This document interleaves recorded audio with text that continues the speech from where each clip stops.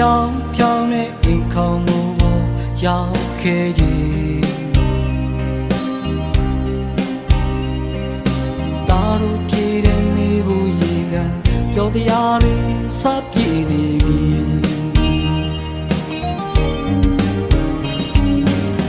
နေရင်လို့လောင်စေတဲ့တော့ကမီတော်တွေတာတို့အားလုံးခံယူမယ်မေဝါကိုလေးလွယ်လွယ်နဲ့ရှုံးမပေးတဲ့မေတာတို့ကြိုးစားရှေ့ဆက်မယ်မေ